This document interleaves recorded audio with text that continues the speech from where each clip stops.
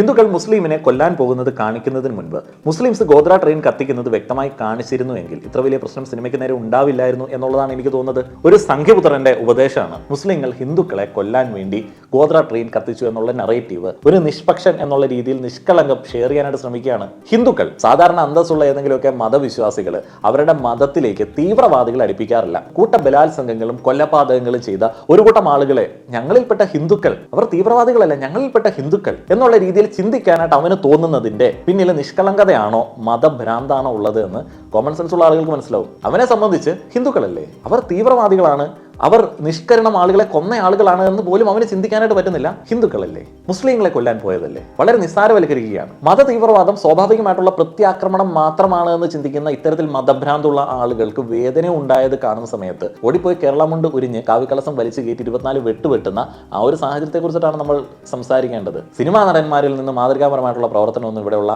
ആളുകൾ പ്രതീക്ഷിക്കുന്നൊന്നുമില്ല. പക്ഷെ ഈ ഒരു രാജ്യത്തുള്ള എല്ലാ ആളുകൾക്കും ലഭിക്കുന്ന ഒരു സ്വാതന്ത്ര്യമാണ് ആവിഷ്കാര സ്വാതന്ത്ര്യം. ആ ഒരു സ്വാതന്ത്ര്യത്തിന്റെ അടിസ്ഥാനത്തിൽ ഫാക്സ് വെച്ചിട്ട് ഒരു കലാസൃഷ്ടി നടത്തുന്നതിനെ പോലും വെട്ടി തുണ്ടമാക്കേണ്ടുന്ന ഒരു അവസ്ഥയെക്കുറിച്ചിട്ടാണ് നമ്മൾ സംസാരിക്കുന്നത്.